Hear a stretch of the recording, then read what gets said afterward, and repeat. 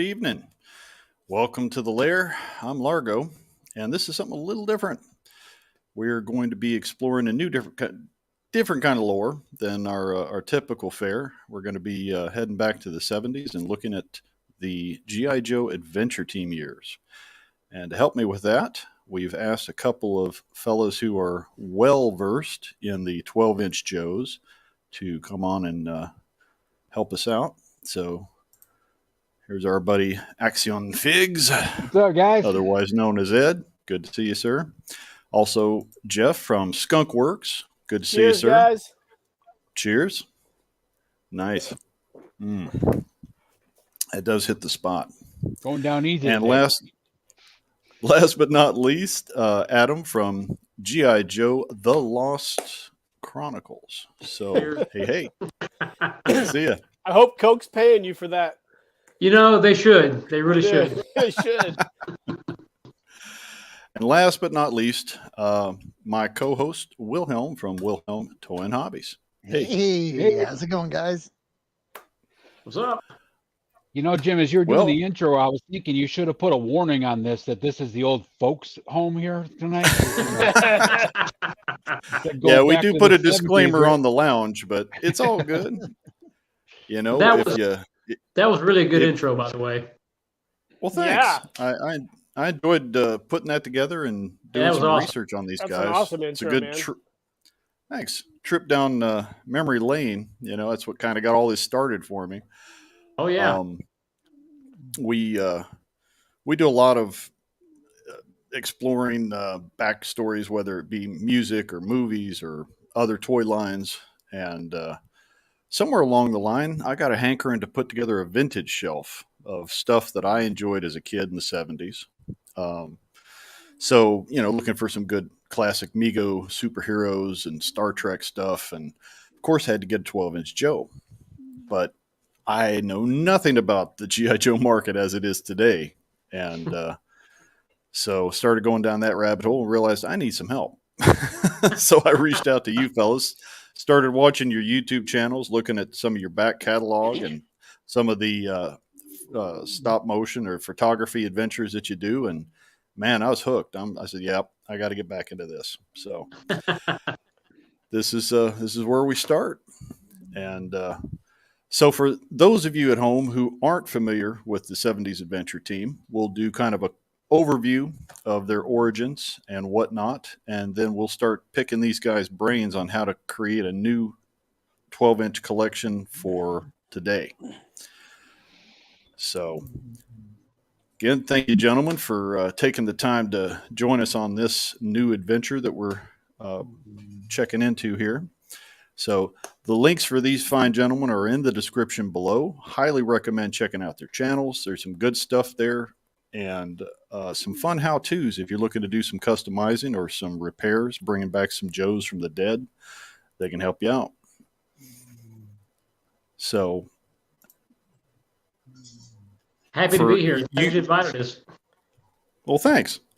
For you, whippersnappers out there who only know about A Real American Hero, there was a team long before those little fellas came out. There was the Adventure Team. And prior to that, of course, was just G.I. Joe himself from the 1960s. In 1970, things were tweaked a little bit with the toy line. And from 70 to 76, we had what was called the Adventure Team. And before, Joe was just Joe. He was a solo dude, and he would go on his own adventures. Sometimes he would have different uniforms for different types of missions. But there wasn't a lot of backstory to him. He was just Joe. And with the introduction of the Adventure Team, we now have a team concept. It's not just one Joe. We've got an air adventurer, a land adventurer, a sea adventurer, and many others that join the line later. So as we've got it here over the course of the adventurer production run, there were also a couple of different body variations. As far as I can tell, please correct me if I'm got my facts wrong here. You got the hard hands, you got the kung fu grip, you got the muscle body, and then you've got the muscle body eagle eye. Are those kind of the general for that 70s run? Yeah. And then Mike Power in Bullet Man, but those are one-off. Right. Yep. Yeah. And they were all fuzzheads with the exception of Mike Power and Bullet Man. And from what I understand, there were talker variations of at least the land, sea, and air. Is that true? Yeah, pretty sure Yeah. they were. Yeah, and then the commander. Yeah, the commander. Right. Yeah, the commander had a whole different talk box that was kind of new for this team. Yep. Yeah, So- and you had the also. Did you mention you had the man of action? Yep. I did not mention the man of action. That's Yeah. right.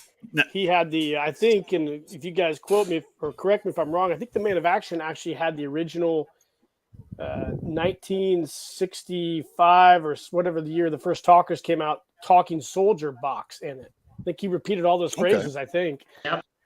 At least the original version did. I don't know when they Yeah. switched it over if they added it, but the original first talking man of action had the original Right. action soldier talk box. Yep.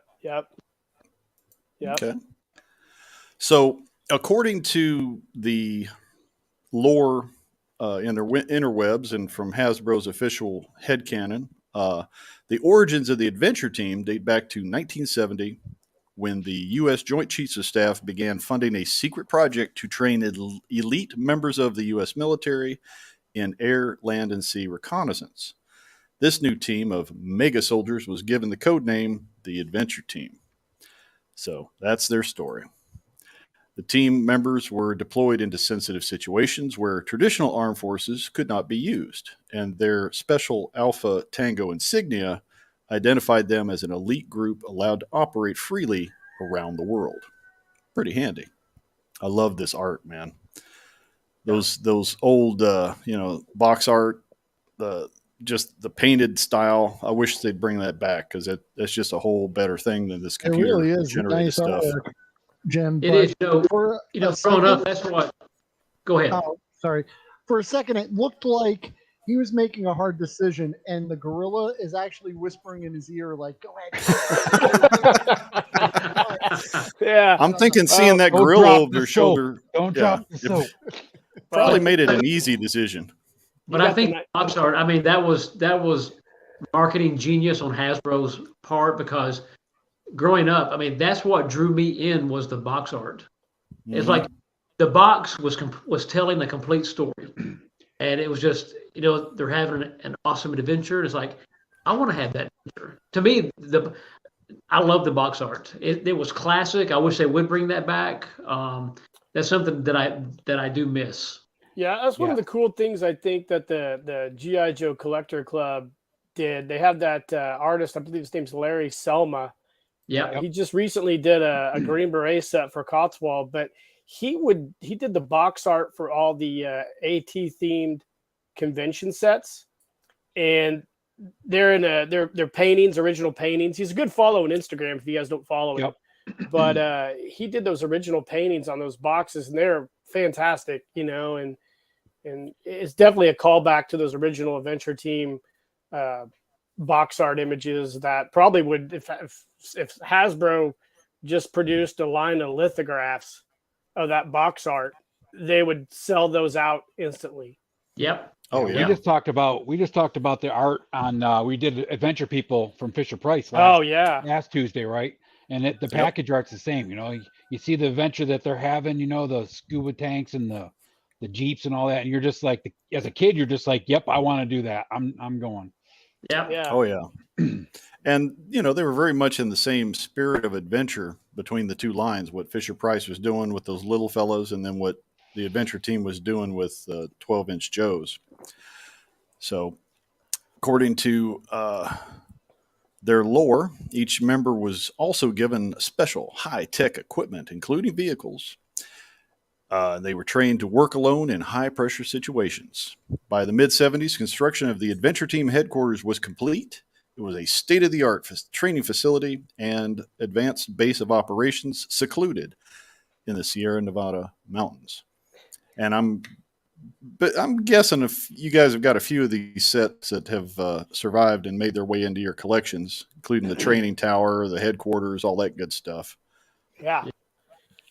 I still use the Adventure Team headquarters for all my photo stories. So it's kind of, yeah. I laugh every time I do it because I'm laughing. A lot of other people have the high tech, art lab stuff, and I'm still shooting it with tape reels and stuff. It's pretty funny. The sound effect with your door opening though is classic, Jeff. You can't beat the airlock. Yep.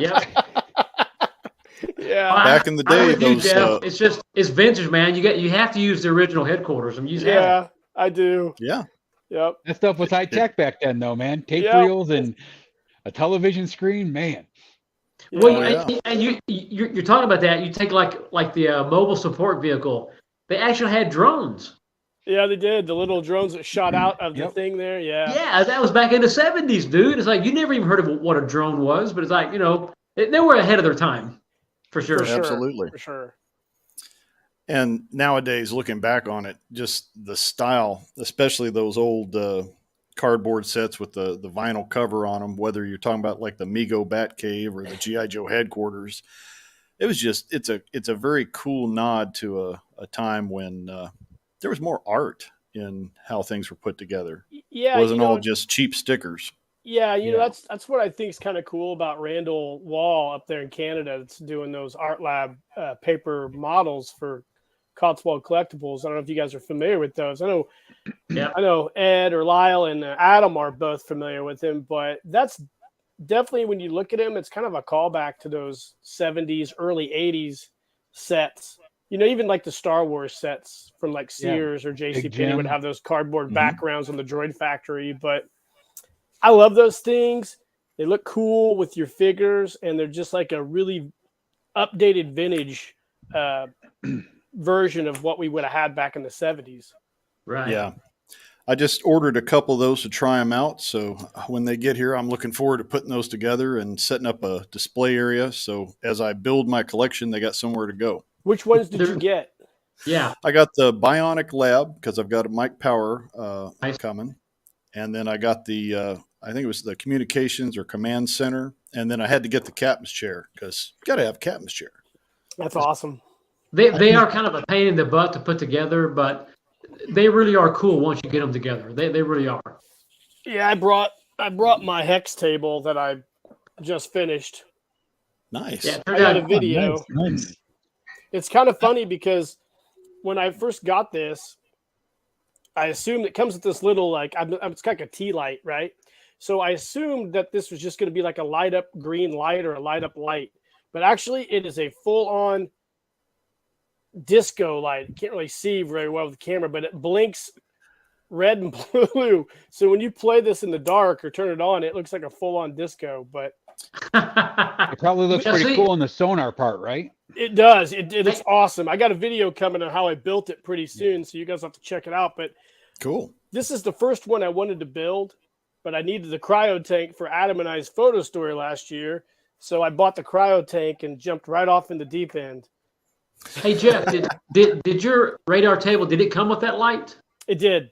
See, mine did not come with a light. See, I think the early ones didn't. Yeah. Yeah. And then but the top of that table is translucent, and that light looks really awesome. It's cool. I'll probably get a different light for it, but the paper models are great. Yeah, they are.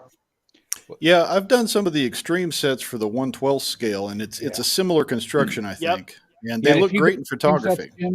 You'll be able to do these. They go together just the same, fold and tab and. Okay. I went ahead and put a link to Cotswold Collectibles in the chat, guys. So if you want to go check out some of these things, you can. And just so you know, at Joe Fest, Cotswold was there last year, and the guys at the booth were awesome. I hung out and talked to them for a while. Greg Brown is an awesome dude, man. He is. I'm really hoping they'll be there again this year. I'm not sure if they will be, but I'm looking. Even Cotswold's story is kind of funny because when they first started, they were really an antique furniture store. Oh, really? Yeah, and they ended up getting so many calls because it was Cotswold, which is an English word, right? They got so many calls about getting vintage Action Man. They started doing that, and then it just rolled into what they are today. Whoa! Wow. Did not know that. Yep. Well, that's some history there. That's awesome. That is awesome. That's back when Greg was probably just playing with toys still. Oh, probably like back in like 80, 89, 90 around then, right? Yeah, I think they started. It wasn't too many years after they actually initially launched that company that they switched over to all GI Joe stuff.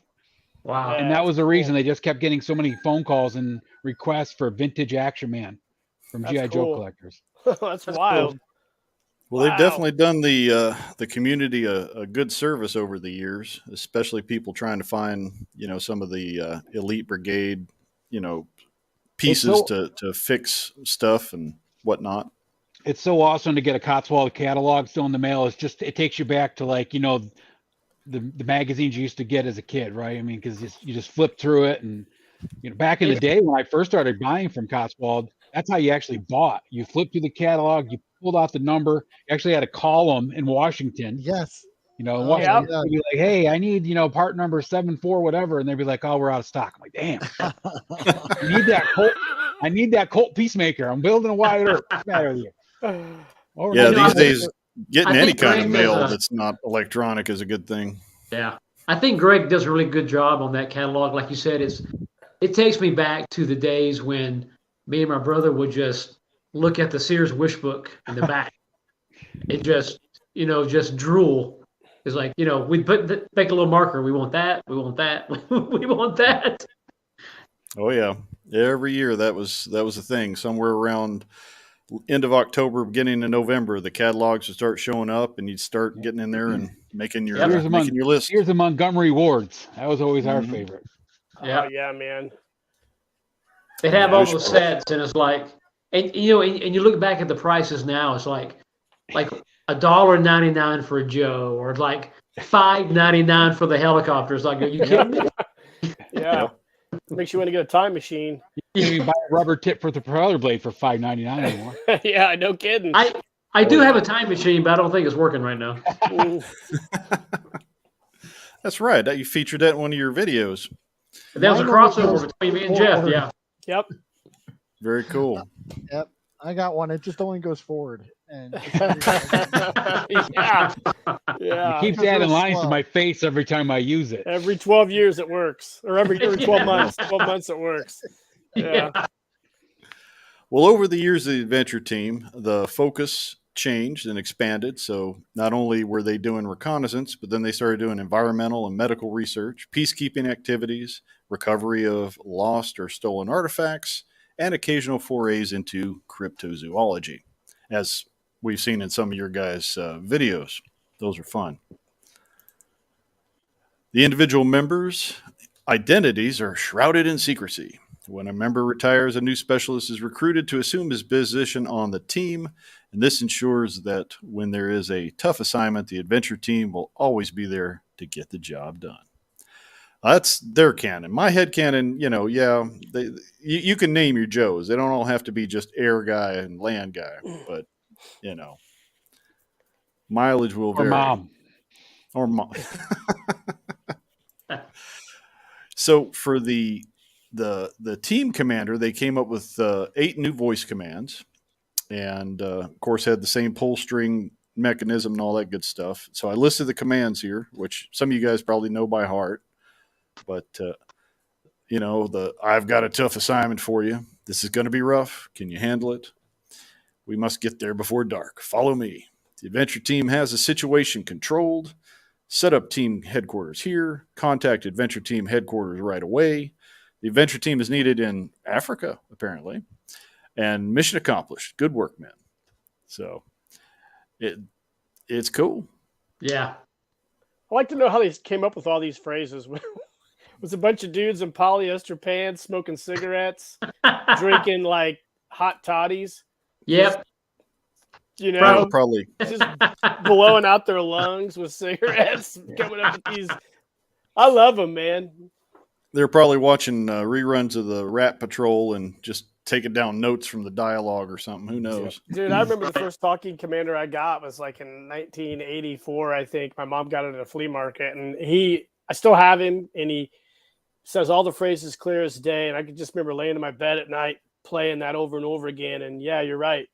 The voice of that guy and the distinct phrases just stays with you for the rest of your life. I kind of think that's why, the original adventure team, they really didn't come with a backstory, because you actually had to use your imagination. Oh yeah. To come up with it. Yeah, I'm sure we'll get into that too because I got some thoughts on that as well. Yeah, I tell you, absolutely. Speaking of those messages or commands staying with you, like every time I'm at work and someone says, I got an assignment, I'm like, is it tough? They're just looking at me like, what are you talking about? Yeah. If you know, awesome. You know. That's right. Love it. So for those who don't know, the land, sea, and air adventurers were the basic adventure team to begin with. And so the land adventurer was mainly involved in jungle theme sets. There were a lot of different theme sets. It came with a little mini comic book that gave you an idea of how to play if you couldn't figure it out on your own. He was usually dressed in some sort of camo jacket and pants. That's the one there with the white fellow with the camo and the beard. That was my first Joe as a kid that I remember was the land adventurer. Looked just like that. Camo. Mm-hmm. So now in some of the later ones, he was pretty much the same as the team commander as far as the look in some of the packaging. So couldn't really tell sometimes they even call him just land commander. So was the land when they got into like the later years, was the land adventurer the commander of the team, or was there still a separate character? I think they still had a talking commander for a while there in the muscle bodies. I think the land commander though came with the camo, and then they had an actual talking commander. And yes, that's correct. That's where it differed in the later on when they were trying to, it's really almost impossible to find a sea adventurer or an air adventurer in a muscle body, let alone, anything that doesn't have the dark brown fuzzy hair, because they're right. And when it went to the talking commander, they changed his uniform. It was just a plain green fatigues. Yep, and they changed his talking box too in those kung fu grip ones, because he says a couple of the phrases that are the same as the original one, but he has like this. I think it's something like this calls for the kung fu grip. Yep, or something like that. I have one, but he doesn't talk very clear. I need to fix him. Now, the image I pulled up off the interwebs, I believe this is the G.I. Joe Club remake that they did a while back. But is this based on what the talking commander would have been like in the 70s? I think, right, guys? I mean, the guy on the right, definitely. Yeah. Mm-hmm. I think that first one that came out was, you guys might know this. The first one I think had almost the same outfit as the Green Beret had, right? He had pockets top and pockets bottom. Yep. And then the later issues just had that top pocket. Yeah. And then the late issue Muscle Body one just had that really one pocket. Really crappy fabric, one snap with the one pocket. Yeah. As the sales dropped, the quality of their uniforms dropped. So, right. They started using real cheap material, less pockets, less sewing, less buttons. Yeah. Cheapened it up. And the club's first adventure team talking commander, the one that always had the string that went south quick, it had the 4 pockets. And then the African American commander had just the 2 pockets, and that was a separate outfit you could buy. Okay. Yeah. Yeah, I always thought that was kind of peculiar with the clubs. They put them in their boxers and a T-shirt and made you buy a uniform on top of whatever you were already buying at a premium price. It's like you can't give them a pair of pants. I could do a whole episode on the G.I. Joe Club, but I would sound like a bitter ex-girlfriend. People would be like, geez, this guy is a psychopath. Jeff, I agree with you, but it's like, I wish they'd come back. You miss them, don't you? I do too. Yeah, I do miss them. It's a toxic relationship, man. It was, man. It was. Definitely. Them selling those figures in the boxers was a nod to the 70s at the end when they would release the characters in their briefs, the muscle bodies, and the uniforms would be off to the side, right? That's kind of what I think they were aiming for. But then they would sell the uniform for almost as much as the figure, which kind of I know Lyle and I back on our Facebook days several years ago. We would probably participate in some group comments where there was a lot of grievances being aired, but I do miss those guys though. But I love like the original adventure team. They come with a full uniform.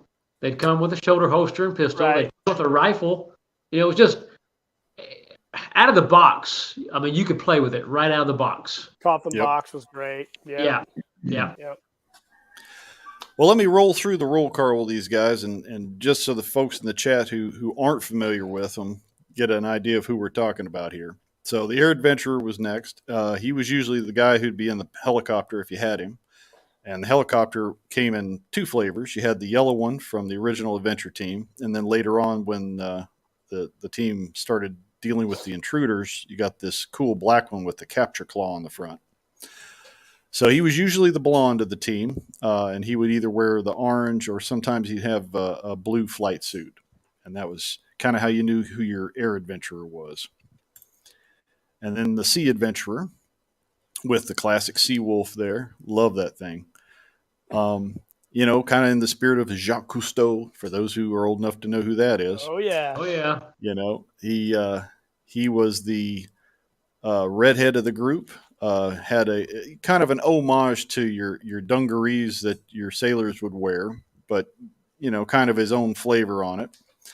And you know, I've worn those bell bottoms. They're not great, but you know, they are traditional.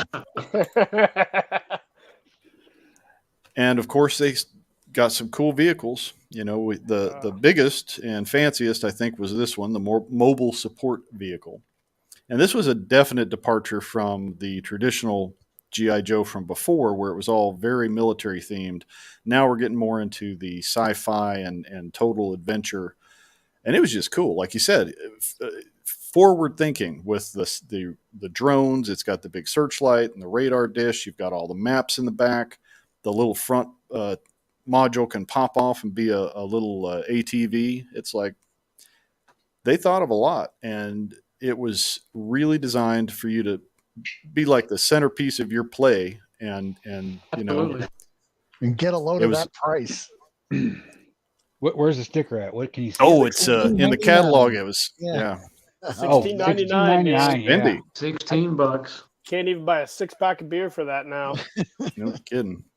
Yep, those were the days. If I knew then what I know now, boy, I'd have taken better care of stuff. But that was probably the greatest vehicle they ever made. It was just because it did so much. It's like a rolling mobile headquarters, but it almost looks like something that you'd see like on the lunar surface. You know, it's just it could be anything you wanted it to be.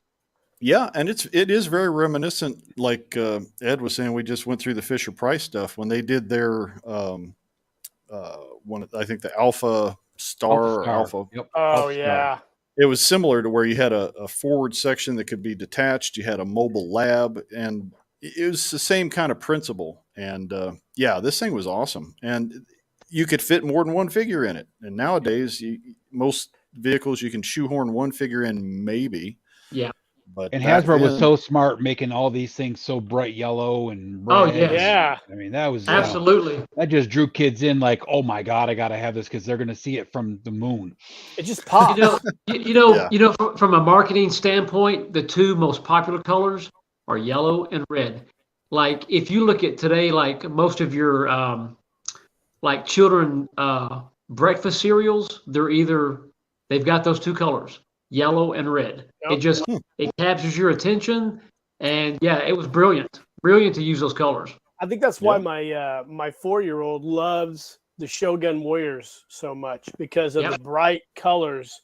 Yep. Like those things are so, if you guys are familiar with Shogun Warriors, I know most of you guys are. Yeah. They're just so brightly colored. They just like, you walk into a room and you see one of those and you're like, what the hell is that? You know, you're like, whoa. You know, I got a 13-year-old nephew of mine who's never seen those before, and he came over the other day and my son was playing and he's like, whoa, what's that?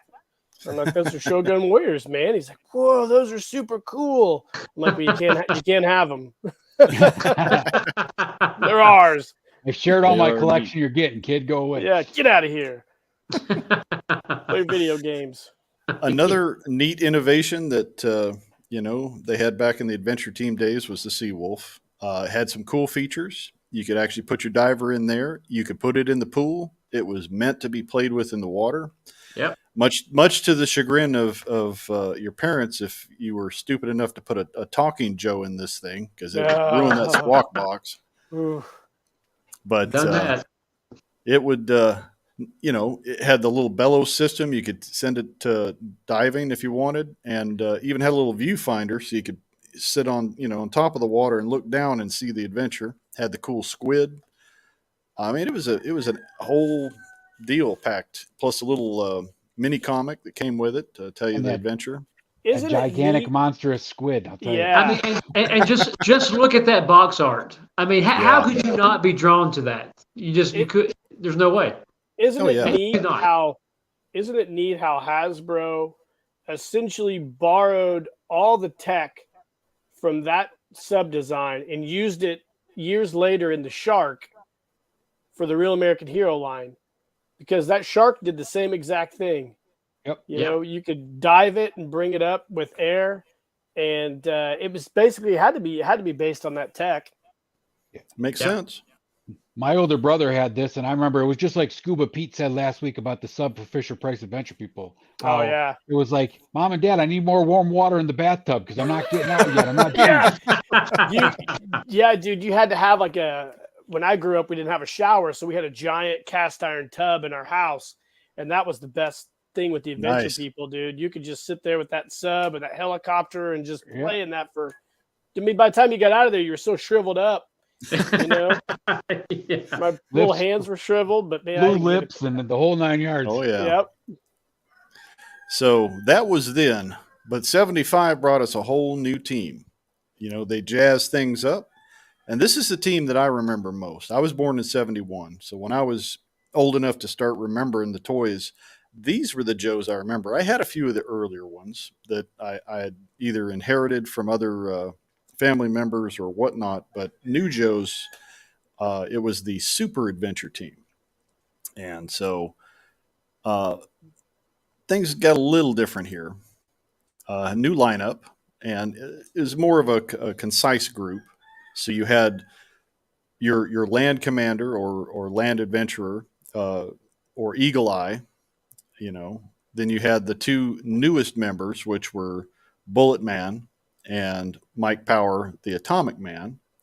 And for the first time, I think we had adversaries. If you don't count the foreign troops that were made for the original line, we have the Space Age Invaders, and they were peculiar because they were kind of short and squat, but they worked. I enjoyed playing with them. They had that cool feature where they give you a bear hug. Yeah. So these were my Joes. So when I started on this trip down memory lane, this is what I was thinking of. It's like, I want to put a team together. Well, these are the boys I want to start with, and then kind of expand out from there. But I got to get the core team. And going back to Mike Power, he was the first one to actually have a real name and a backstory. So I always loved Mike Power. Yeah. Still do. Now, I don't know if y'all ever got a chance to listen to any of the records or books on tape for the G.I. Joes. Oh yeah, Joe had a fella in the headquarters that was named Mike. Yep. I don't know if it was the same Mike, but I wonder if that always was Joe what and that Mike. guy was. Yeah. It's funny in my photo stories because me and Jeff are a lot alike. We'll use sound clips from all those Peter Pan records. Yeah. And my Mike in the headquarters is actually Mike Power. Usually I'll use him, and it works. It works. Yeah, I like it. He's an interesting character, and of course, I was a big Steve Austin fan, not the wrestler, the real one, the Colonel. And so when whatever licensing deal fell through with Hasbro, and they didn't get the $6 Million Man, they just went ahead and created Mike Power. And in some ways, I think he was superior. It was a better mold. He was a 12-inch, whereas Kenner went with that great big old 14-inch, so he didn't fit with anybody. I loved my Steve Austin as a kid, but Mike Power was just better to play with because he matched with your other Joes and stuff. Yep. Had the cool helicopter gimmick. Yep. Yeah. It's funny when Mike Power first came out, they used the word Bionic Man, and because Hasbro lost out to Kenner on the licensing rights to that, they had to change it to Atomic Man. But I thought, that's a perfect name. Yeah, it worked out great. I brought my Mike Power out. Oh, there we go. Yeah, that was I don't know what you guys think. So that is a wild time. Like 75, 76 with the G.I. Joe line was a wild time. Obviously, you've got all the stuff going along politically with the oil embargoes and, all that stuff going on in the plastic industry and whatnot. But it's weird because, the licensing deal fell through with Bionic Man. They created Mike Power, but the Intruders came out of like nowhere. And I always felt like with the Intruders that they would have fit better with the Super G.I. Joe line. Absolutely. Scale-wise, yeah. They're scaled to the same deal. And I wonder sometimes if Hasbro, of course, I don't know. I've never really researched the history of Super G.I. Joe very much, but it's making a big comeback. But I wonder if Hasbro's plan was eventually to do a 12-inch version of that Super Joe line.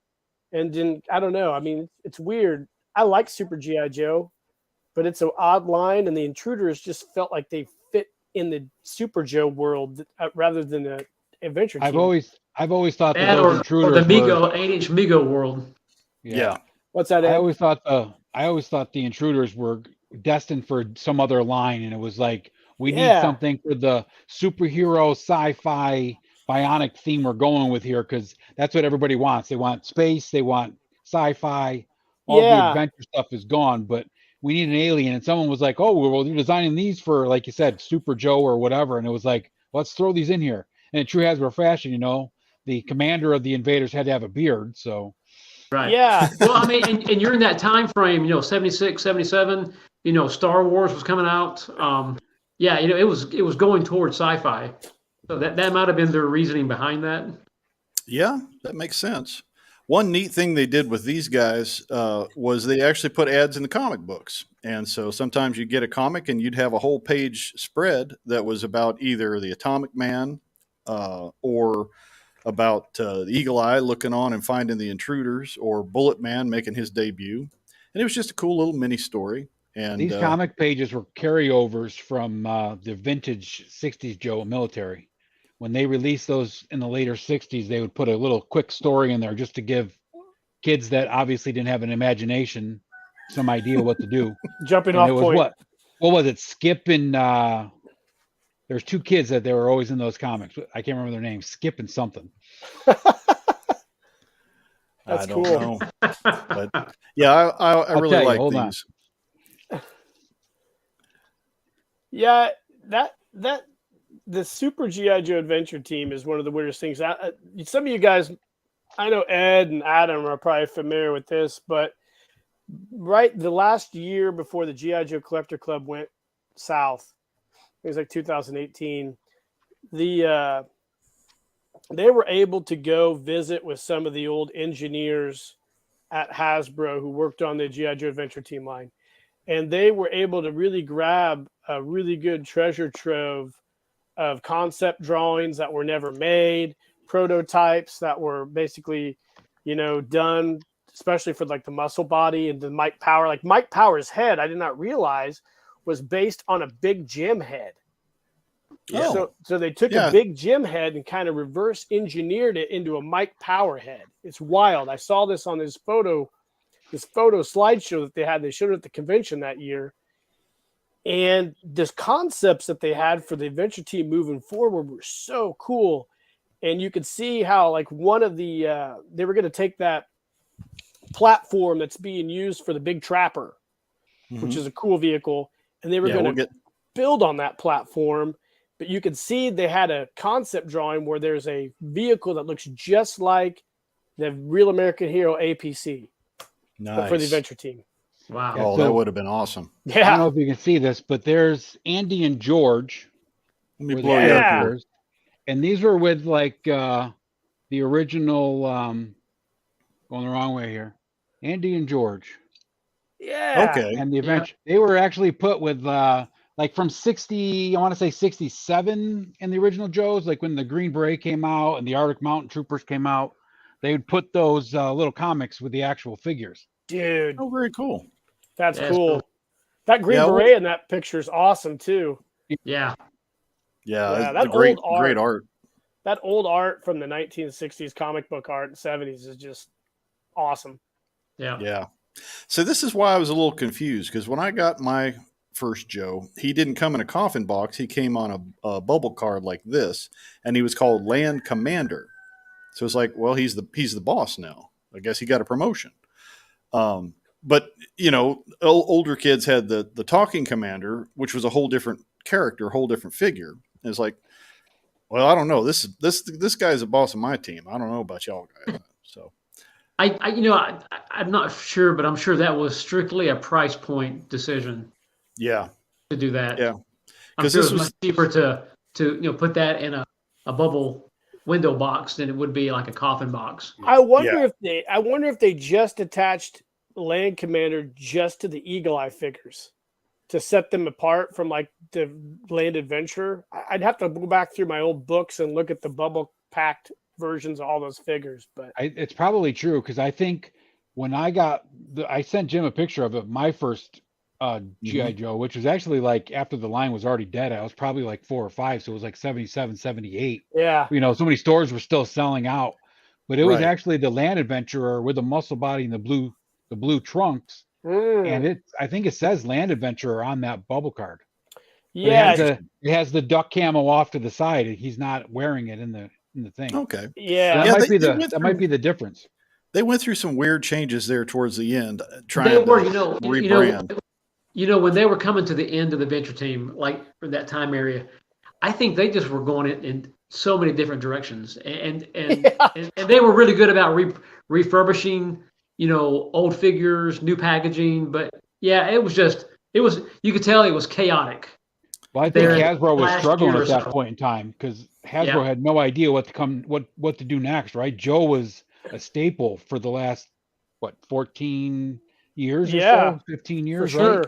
And they were like, well, he's the first real action figure, and he put Hasbro on the map. I mean, me and Jeff have talked about this a lot. G.I. Joe is Hasbro's flagship, and they have completely abandoned it. Yeah, sadly they have. That's a fair statement. We could do a whole episode on that too. Oh yeah, but we're not going to go there. 5 hours worth. 5 hours worth. Yes, I think we all do. Well, politically it makes sense when you look at what was going on in 1970 and the sentiment towards what was going on in Vietnam. They had to pivot. They had to get away from a purely military line, and the adventure team was a great concept. Oh, because absolutely. It took their existing stuff and then said, well, there's plenty of adventures you can do, and they don't have to be soldiers all the time. And they came out with some great sets. They came out with some great new uniforms and new ways to use the existing figure bodies and everything that they had already had. And so here, like you're saying, towards the end of the line, they were trying to get more into a sci-fi or forward-thinking idea. They had influences like, Logan's Run, Star Trek, all that stuff was out and popular. Star Wars hadn't hit yet, but when it did, that was the coffin nail for a lot of toy lines. That's another story. Yeah. But so as far as marketing, from what I remember, you could still get the Air and the Sea Adventurer, but it was mostly, this was the holdback from the adventure team that had come before. And then you had the 2 new members being Mike Power and Bullet Man. And they were the ones they were really showcasing in this line in 75, 76. So I've got all 3 flavors here. Had Hasbro done Bullet Man, or been able to do Bullet Man with gripping hands, he would have been a lot better received than he was. Yes. Because he still had the hard hands, but they couldn't figure out how to vacuumize the chrome onto the rubber grip hands. Yep. If they had just spent the money to make a new set of hard hands that were just fists or C grip hands or something, it would have been better, because I hated those hands. You couldn't hold anything. They looked goofy. I should go get my custom Bullet Man. Yeah. Yeah, looking back on that, if we were talking about today, 2023, and somebody wanted to revive a 1940s era type comic character, you would do it almost in like a pulp style. Absolutely. The way Bullet Man looked was so weird. Let me go get mine real quick. Hang on. It was so weird that I've redone my own Bullet Man, and I think a lot of people have done a Bullet Man custom, but it's a cool figure, but it was just a weird design. Yeah, and he wasn't well received by Joe fans at the time because he is now. Oh, absolutely. I've been They pricing were trying to those jump into the superhero thing, right? Because Mego is blowing up with their 8-inch, and they're coming out with their 3 3/4-inch superhero and they line. They did some 12-inch fellas too. Yeah, they've done some of the main ones. Yep. And they had the magnetic hands and everything in theirs, right? So this was their attempt to get into that. And I think the problem is they came up with a concept of what it was, using something like, faster than a speeding bullet from Superman, and it just completely, fell flat on its face. Let's talk about Mike here, and we'll get to Bullet Man there in a second, Adam. Yeah, hold that on your lap. I definitely want to see your custom, but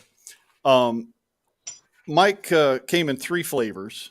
He came in this bubble card with his shorts and his little helicopter, and that was the one that I remember as a kid. On the other side, you've got what Palatoy gave us, where they actually flocked his head. They gave him a much cooler uniform, and they gave him a pacemaker for some reason. It was cool. So Ironheart, yes. Yep. Of the two, the Palatoy is probably the superior version, in my opinion. Yeah. And then the Collectors Club came out with this version, which I really like. They gave him 2 atomic legs instead of just 1. Yep. They gave him an electronic eye instead of just a light pipe.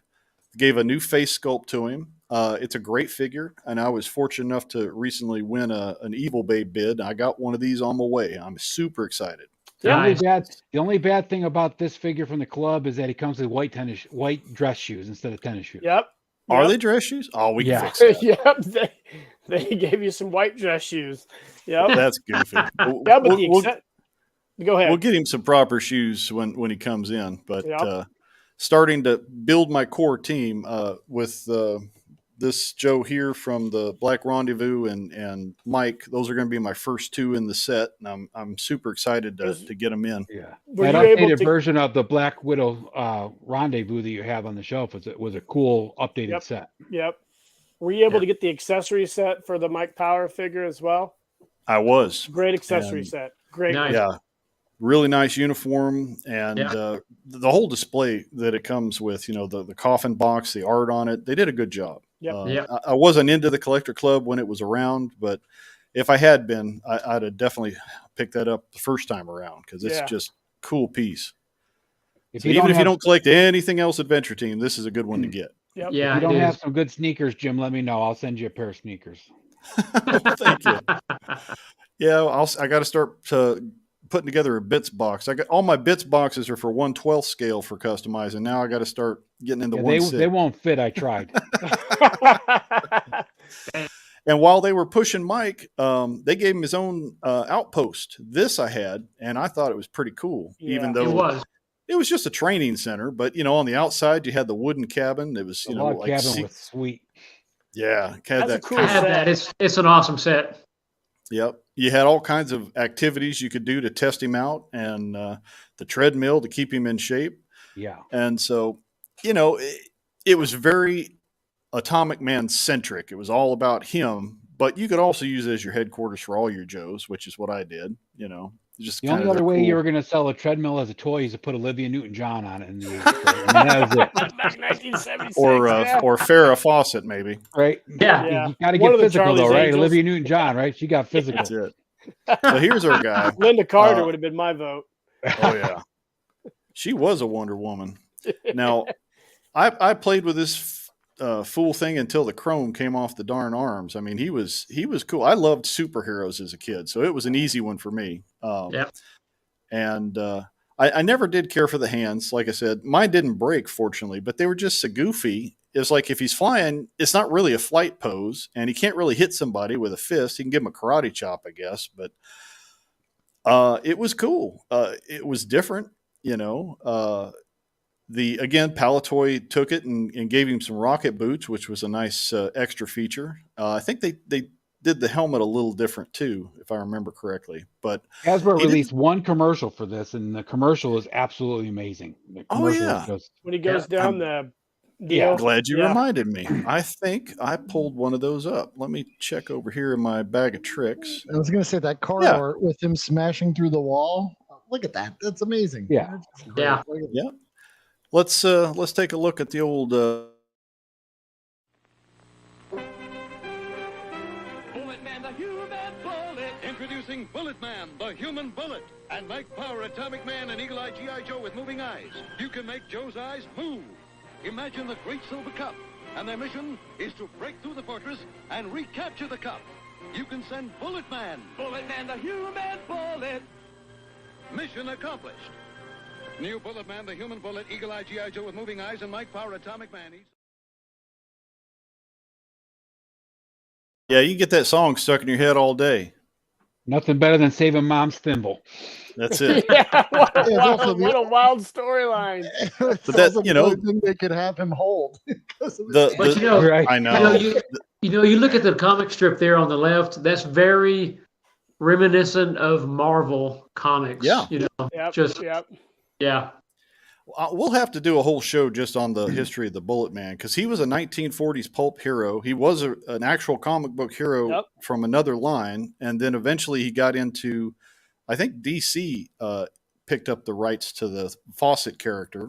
They didn't do much with him, but they had him, and so this was definitely an homage, if not a direct descendant of that old pulp hero. Yep. And the head underneath, did the Defenders line come first or did Bullet Man come first? I'm not sure which. Bullet I Man think came Defenders first. Line came after, Yeah. yeah. Okay. Yeah. So they just use that same head sculpt for the Defender Yep. figures. Okay. Yep. But yeah, I really enjoyed this one. Like I said, a lot of people just didn't see a reason for a superhero in the Joe team. So, he wasn't super popular with everybody, but, They never did anything with this guy, though. They launched him. They tried to promote him that a little bit, and then, they didn't give him any like extra suits or extra, anything. Right. It was just, I here he think, is. nowadays- I think it was just a little too little, too late. It was Yeah. just yeah. it was coming to the end, and I think this was something I want to say not gimmicky, but just something maybe to boost sales. But Yeah. the end was already written on the wall. I mean, for Yeah. Is your Bullet Man vintage, Adam? partial. I do have a vintage Bullet Man head. Nice. Yep. I do have a vintage helmet.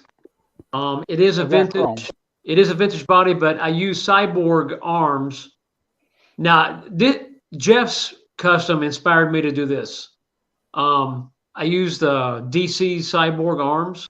Mm-hmm. Yep. I had Cody at Pop Locks do me a custom shirt, and I've got kind of like Rocketeer pants. Oh, that's bad. Yeah. Yes. Yeah. And then I just made some homemade rockets Yes. attached to his boots. But Yep. Are those arms from Cyborg from like the $10 yeah, 12-inch figures? Yep. the DC, yeah. Very It cool. works. Yep. Yeah. And That's the hand, clever. like I said, well, I got this idea from Jeff. He did it first, and it's like, you know what? I'd like to do a custom Bullet Man too, but yeah, he turned out pretty good. Yeah, it turned out great. I got the vintage Bullet Man right here because I saw Adam getting his to kind of contrast the two. So Yeah. we Alright. got the original here that I did a video and restrung him. Nice. Oh, yeah. Oh wow. Yeah. Yeah, the difference in the Bullet Man and the Defenders were the eyes. They actually Okay. painted Bullet Man's eyes a little bit, but yeah, I've got the eyelets on the back. That did Right. The zip line. Mhm. Yeah, but I mean, Getting those boots on and off was such a pain in Oh, the ass. dude. For those boots. Yeah, don't They're even so try. poorly designed. yeah, Every single one you find has a split in the back from kids trying to take them off. it is Yep. brutal. Yeah, I think I found this one on Etsy a long time ago, and I never did anything with him for a long time, and then finally restrung him. But yeah, Nice. That is sweet. Yeah. Yeah, he's getting hard to get a hold of these days. I've been looking for a vintage one, and the prices on those are astronomical. And you're usually just buying a bag of parts because they all need to be restrung. And the arms, the chrome is the vac metals, either cracked or scraped or gone. And so, like with Jeff and Adam, I'm going to do a custom, and Yeah. I've been putting together a recipe, looking at some of their ideas, and I got a few ideas of my own. So as I get the parts in, I'll do some videos and show you guys what I come up with and see what you think. Right on, man. That's the best part about it. Is the Rocketeer style pants is awesome because that totally fits into the 40s pulp, right? And then I just thought that kind of went, a cross between Bullet Man and the Rocketeer. I just thought was kind of cool. Such a great. And Cody's shirt's awesome. Yeah. Well, I did look. I do not have an extra Bullet Man head. I thought I did. I looked. I couldn't find it. I was going to send it to you, but if I do come across one, I'll send it to you. But I couldn't find it. I'll show you. Appreciate that. I'll show you mine here real quick. That Adam's talking about. They're real similar. I mean, they're real similar. Jeff's inspired me. You used a vintage body. I did. I used a actual muscle body. So here's mine. Okay. Yeah, see, that's awesome. And, yours is so much better than mine. Well, I don't know if I don't know about. Yeah, yours is awesome too, Adam. Don't sell yourself short. They're different, but they're similar. So what I did is I actually like the IDW comic book is what inspired me. I made a jetpack for him. Very cool. So my jetpack's made from a Fisher-Price Rescue Hero pack. And I just I got a parachute rig from the Cotswold vintage parachute set. And you've got the 3D printed Cotswold dog tag, and then attached it to the parachute harness like so. And that's my Bullet Man. And then my helmet's from Felipe at Luca Porbenicas. He made me a couple of these. Nice. So it's a reproduction. And then I don't have the nice shirt like Adam had. Cody does amazing work. I just took a Cotswold turtleneck and cut the sleeves off and hemmed him. Cool. Speaking of Luca, have you seen some of the stuff he's been putting on Instagram? He's got some crazy stuff going on too. I was going to talk about him in a second. But I did the rocket boots like Adam, and I found some paint at the Hobby Lobby that you use for cosplay foam that I painted the boots up. Okay, and it holds on that boot plastic pretty well. Anyways. Yeah. So that the paint adheres to those that plastic on the boots pretty well. It does. Nice. I'll have to do a video on this actual paint. I think I've sent it to Adam what kind of paint it is, but this took me. I did a Super Joe. Lyle or Ed might remember this from a few years ago. I used a Max Steel body. Oh yeah, that was awesome. Yeah, and I decided to do it. I sold that on eBay and decided to do a different one, but.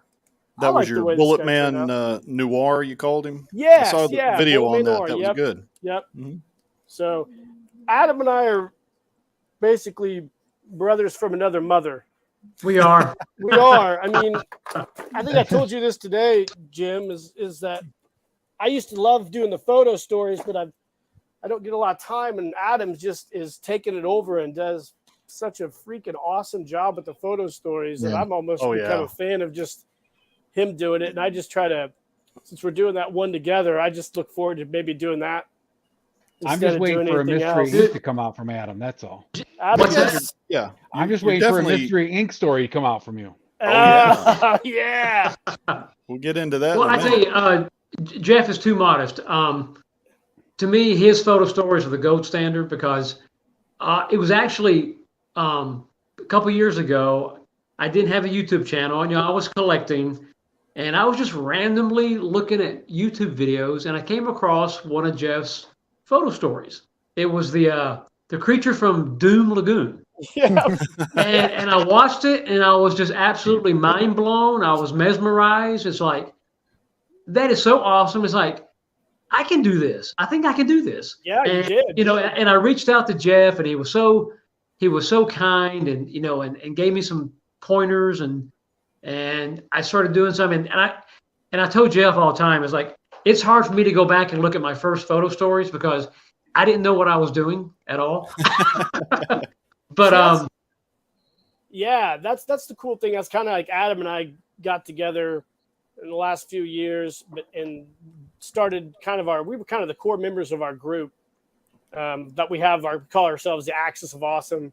It's a long story. But then Ed and I, like Adam, Ed and I go way back on, the old Facebook days. Oh, at least 6-7 years. Yeah, you and I would get together, and you posted all your really cool photos of your line of guys that you would do with those Erdl figureheads. Yeah, and I started a whole culture of flock going on, man. Everybody started flocking. Yeah. I mean, well, you're an OG. You're an OG, man. You got there originally. I think you told me one time, you're talking about muscle bodies. You're like, I restrung a ton of those, and I wish we would have kept them all. Yeah. Could have bought a house with one of those. I know, right? Yeah. As many heads as I reflocked and bodies that I restrung, man, I could have. I think that's what's the greatest part about all of our community that forms from the ashes of other things. And I've known Ed for a long time. I've known Adam for a pretty long time. I just met Jim. Basically, I found your videos on YouTube. They popped up on my feed. I watched those, and then I knew you were on Instagram, and then you knew Ed, and it's yep, we're all connected in this web of collectibles. And I think that's one of the coolest things about right now. A joy of collecting. And I love learning about stuff, finding other people who have put the time in and done the investigation or have been working with it for several decades and know the stuff pretty well. And so it's an education for me, going back through some of your back catalog stuff and learning, or relearning about some of these things. Because as a kid, you don't know about all that stuff. You just think it's a toy and I enjoy it. I don't know the what fors and whys and all that, but now I do. And I'm really enjoying getting into it. Like we said, these were kind of odd ducklings. They were cool. They had a little action feature. They definitely would have fit better with the Super Joes, and why they didn't continue to use them with the Super Joes, I don't know. But they were kind of there for a minute and then disappeared kind of thing. So they came in late 75, and then they were in 76, and then that was it. I don't think they made them after that. Yeah. So you had a gold leader and you had the silver henchman, and they were. If you look at those bodies, though, those bodies aren't too far off of what they did with Super Joe. No, they're not. Super Joe is, now that I'm looking at him, because I remember the first Super Joe I had was the green monster with the light up in the chest. What was his name? Gore, yeah. Yeah. He was the first Super Joe I had, and his body was almost identical to that. Yeah. Almost like a two-piece plastic glued together. Yep. Well, even the Intruders uniforms looks like, the power vest that the Super Joe Commander wore. Yeah. Let's throw a light on there and go with it. I don't know why they didn't put the Intruders with the Super Joes. And that's just mind-boggling to me. Well, the scale just completely matches up, right? Yes. Oh, yes. Yeah. I mean, they look just more the whole menacing. vibe of outer space. They definitely look more muscular and menacing than some of the other stuff. Yeah. Some of the comics, though, like that picture up in the right-hand corner by the AT symbol with the land adventurer wrestling the intruder is just that art is just awesome. It is awesome. There's that one comic where he's throwing him over his shoulder or something. It's doing brilliant. some judo. They're good stuff. Hilarious. The art is awesome, but the scale is completely wrong. Right. Yeah. That's the actual figure. It's hard to have a villain that's really menacing when he only comes up to your chest. Those guys had to be super freaking strong, though. They're 5 foot tall and built like a brick, like Wolverine. Right, yeah. They're like Wolverine before. I've got the commercial if you guys want to take a look. Yes, Intruders commercial. Let's check it out. Introducing the Intruders, strong men from another world. The Intruder is the enemy of G.I. Joe. There's Eagle-Eye G.I. Joe with moving eyes. The Intruder rushes Joe, but you can counter with Joe's Kung Fu grip, and you can make them battle. Imagine who's going to win. The Intruder is the enemy of G.I. Joe. A quick flip, and you can make Joe get the Intruder right where you want him, but you can imagine they'll meet again. The Intruders, strong men from another world, and Eagle-Eye G.I. Joe with moving eyes, each sold separately.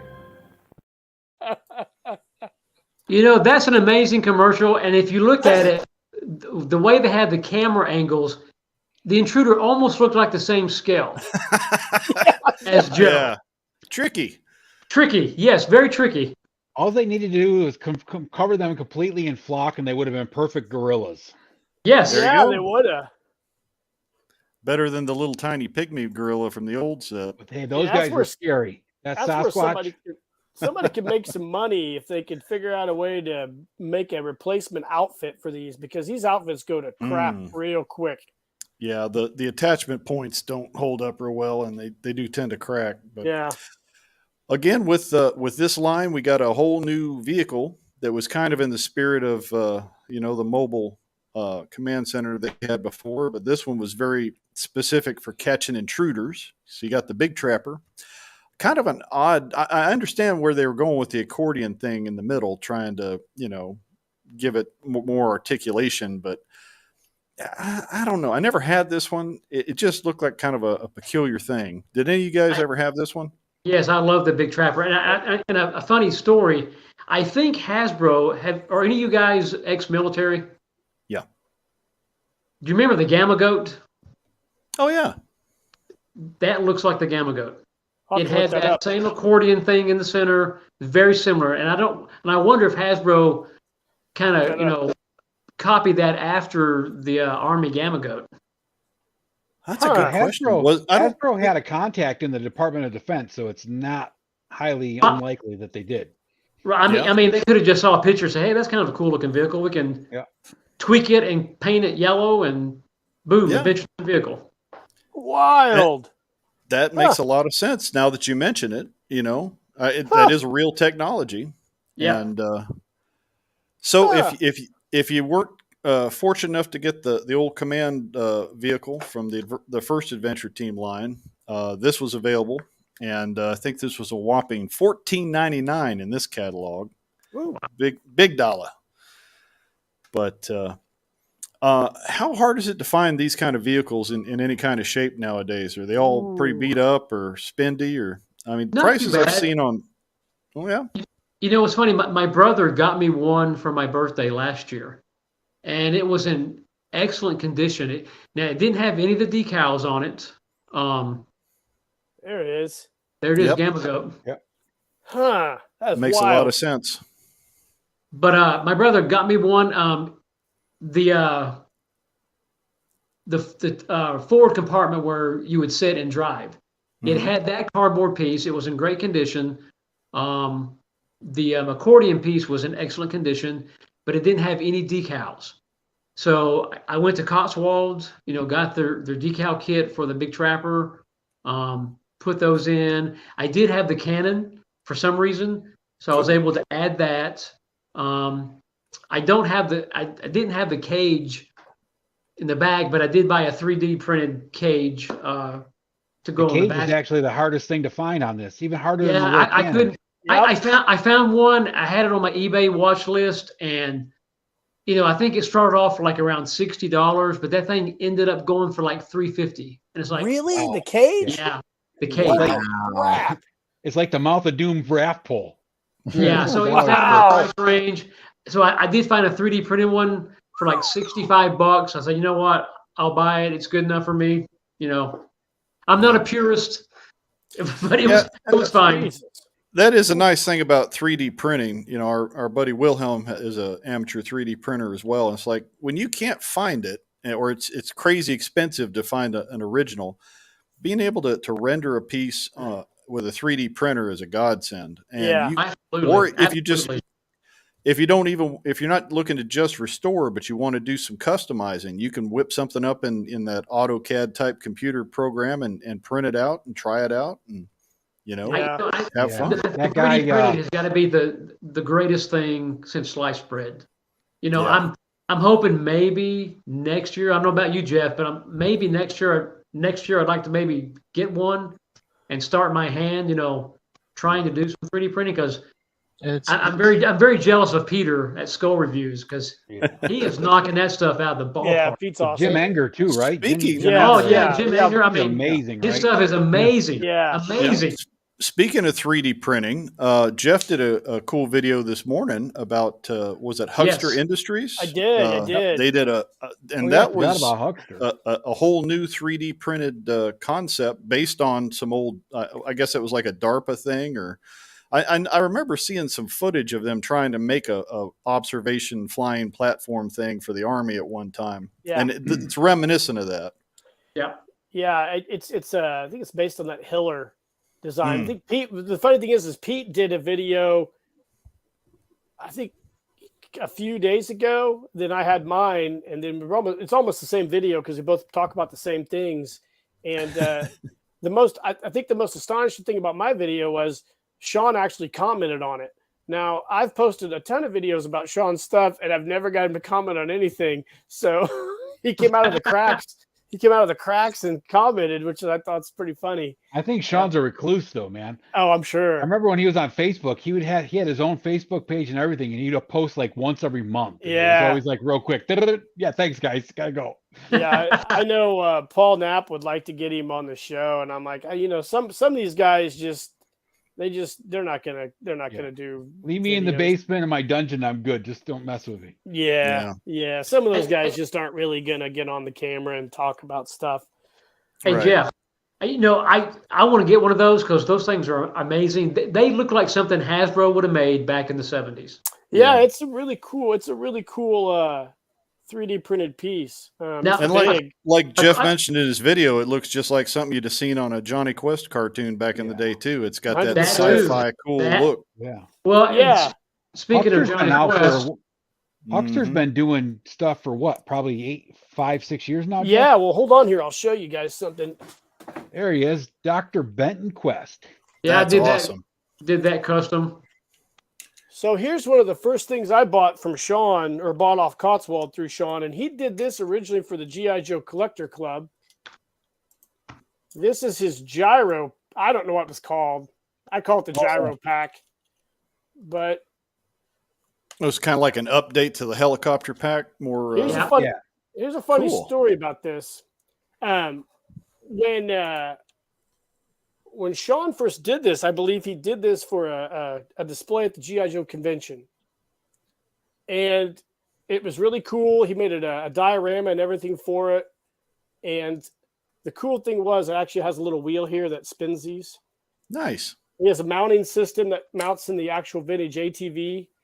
But the Collector Club actually, in one of their Adventure Team cartoons, in the comic book that they put out every month, has this in one of those Adventure Team cartoons. Nice. Never produced it for the Collector Club at all. Cotswold did this, but they have that in one of those Collector Club magazines. I'll have to show that one of these days on a video. Hey, yeah, I'm sorry I missed out on that one. Yeah. Quick question on your Huckster reconnaissance. Are you going to put any decals on it? Yeah, I'm probably going to make some custom decals for it at some point in time. I'm probably going to do something for it. Jeff doesn't put anything out that doesn't have some of his decals on. I know. That's true. I know. That's about the only thing I'm good at is my custom decals. Oh, come on, Jeff. Don't be so humble. That's the funniest thing. I don't know if, Ed, you might remember this, but back when everybody was in the sandbox forums. I mean, that was a long time ago. That was time ago. Early 2000s, right? And if you guys remember Mark Oates was Patches of Pride. Yep. Mark and I, we used to do G.I. Joe stuff together. But, I could never really get Mark to – I never really asked him to do custom decals for me. I'm sure he would have, but he was a graphic artist and it would have taken some money. But I bought a thing called Sandbox Fonts. Yep. I don't know if you guys remember those. I still use mine. Yes. So I got the Sandbox Fonts, and that's what I use to make all my stuff. And I've had those. I bought them for Mac, and I've had those since probably 2004, maybe. Yeah. Funny story. I actually, what's the guy's name? Pete something, right? Wasn't his name Pete? I can't remember. Something like that. I can't remember the guy that designed it. He was actually promoting those on like some random website. This is before Facebook blew up and everything else. MySpace or something. Yeah. And we actually traded some like vintage Joe stuff that I had for the font. Really? I never even paid for it. Yeah. Wow. And like 5 years later, I'd lost my computer, right? Computer got stolen. I emailed him. I'm like, dude, remember me? And he's like, oh yeah, I remember we did this trade. And I was like, yeah, my computer got stolen with my font on it. And he's like, I'll send it to you again. He sent it to me again. I put it on like everything I could possibly put it on now so I don't lose it again. Yeah, no kidding. Yeah, I've got it on 2 or 3 different spots. Well, Ed has done some great work. Y'all have done some good customs, but I've really enjoyed watching the videos with Ed's Scooby Gang and the new mystery machine he just got That's through Adam. putting together. Adam. I'm sorry, Adam. Yeah. And the of course the Johnny Quest team that he's got together there, and it just they totally fit with the adventure team vibe. I mean, yeah, they do. They look great. Well, thank you. I appreciate that. And like I said, I just got through doing these guys. Now it must have been tough to find bodies that would work for that scale. Is that Scout? These are Steve Scout figures. Oh, okay. That Kenner made, and to me the scale was the only thing that would really work for the 12-inch shows. But these worked out pretty well. And again, custom clothes from Cody from Poplocks 4583. The guy's amazing. And I think I saw you had you got a bandit too. You got the little Johnny. I do. I got a little 3D bandit. Yep. I can't believe you actually got the paint to stick to that vinyl on the van. Yeah, that turned out good. I was surprised. I thought because that camper van is made just like the G.I. Joe headquarters. It's basically cardboard covered, in clear plastic. Mm-hmm. And I thought, well, you know what? The worst that can happen is it doesn't work. So I, primed it, and then I hit it with the paint, and it really held that. So I was happy. It looks awesome. Now, thank you. I appreciate that. What was your donor vehicle? Was that a big Jim or? Well, it actually was a Barbie camper van, but they're the same thing. Same thing. Yeah, that did really a few modifications on it, but you know what? It did turn out kind of the way I had envisioned it. But I'm happy with it. Yeah, but look at the stuff you did, right? You took a bottle cap and made it for the spare tire on the front. I mean, that's just innovation right there. I mean, that's how I do my dioramas, man. Down and dirty, whatever works. It is. It's like like Jeff has said. I've said it. I know Pat from Elite Action Joe. I see everything in 1/6 scale, and if I see something that's just abstract or it might be a piece of garbage or an old bottle, it's like, hey, I think I can use that. I think I can use that for something. Yep. When I see a lot of fellas in the 1/12 scale that do some awesome customs, either kit bashing and stuff. Oh, yeah. The G.I. Joes, the 12-inch, they were made to be customized. They had different outfits. Yes. They have all the stuff there. They wanted you to mix and match and come up with some different combinations. They encouraged it. Right. And now people are coming up with some cool stuff like y'all are doing. I mean, to me, Johnny Quest was the first adventure team, but it's like the Joes were made to be customized like that. Absolutely. Did you do the flock on that one, Adam? I did. Actually, this was one of the first flock jobs I did, and it turned out pretty decent. That one actually, I mean, I tried to do some Benton Quest in the past, and that one's really nice looking for a Benton Quest. Just the hairstyle, the way his hair is and everything. I mean, that's nice. Real nice job. Thank you. I appreciate that. Yeah, I thought it turned out pretty good. It's good enough for me. It's good enough for me. It looks real good. And of course, Race Banyan, he pretty much was a G.I. Joe. He was, he was a man of action. And he was. I made a white head just for that reason. Yeah. And to me, guys, I was always a huge James Bond fan. To me, this was the American James Bond. Yeah, that makes sense. Was Race Banyan. Are you guys familiar with some of Adam's cryptids he's done? No. He's made some pretty wicked cryptids. You're holding out on me, bro. Oh yeah, he's made some. I should have brought some. Yeah. We'll do another show, Adam, and we'll showcase some of your cool stuff. We'll set something up. The whole idea today was Sasquatch ideas back and forth hours at a time. Oh yeah. Yeah. Today I just wanted to get to know some of you guys a little better because we haven't all talked on screen before. We've kind of known each other from 6 degrees of separation and knowing this guy over here and that guy's cousin and this and that. Right. But I'm very much inspired by the work you guys do and the videos you've put out. And I'm excited to get back into this. I see a lot of potential. I've been doing the toy photography and a little bit of kit bashing in the smaller scale. I can totally see this doing. Hey, buddy, I'm totally see this going. Made a cardboard. You actually got to buy the flock to answer that question. Oh, okay. Yeah, you can buy the flock. There's Flocket. What's the other places you guys get your flock from? That's where I get mine. Flocket. ton of places. Yeah. Flocking Yeah. makes it in the actual 2mm GI Joe length. So Yeah. Yeah, we'll get into that too, because there's a whole lot of different ways and methods. I've seen people MacGyver their flocking device together, and Jeff is the MacGyver of the flocking device. Just be careful Yeah, when you're typing that into Google. Give me a flock bottle. I'm golden, man. Yeah, you did some flocking for me. You're a master at that flock bottle. Nice. You'd put a video. I think you put a video on YouTube, wasn't there? Instagram of that. I did four videos on YouTube. On I was watching you do that. You're just like, yep. Yeah, we got a guy in our group. Ed's super familiar with him, and I am, is Angelo D'Annabelle. Great flocker. He's amazing. I got Angelo started. He's like, how do you do this? I gave him like the basics, and now this guy's like the master. He like brushes it. He's got like 10mm flock that he does. So the guy's got hair that stands out like, a 1970s afro. He does amazing stuff. Wild flocker. You ever want to see something, Jim? You got to check out Angelo's comic book series. He does some amazing comic book stories for Joe. Oh yeah, he's on Instagram under Angelo, isn't he? Yeah, no, it's a diorama. Build a diorama or build a rama or something like that. We'll get you the link, Jim. It's amazing. Okay. Yeah, I look forward to checking that out. Yeah. So at this point, the adventure team was no more. And they tried for a minute with the Super Joe, and it just wasn't going anywhere. It didn't have any legs. And sadly, the construction just was inferior to the Joes that had come before. And then we kind of had a quiet moment. And then, there's some other Joes that you guys are probably familiar with. The little 3 3/4 guys came out, and then they brought out the Hall of Fame. And then they did, the Timeless Collection. So it kind of made a resurgence, but never the way it was before. These were nice. I mean, it was nice to see the old Joes come back, and with a few accessories on some of these earlier sets, and the coffin box and the artwork.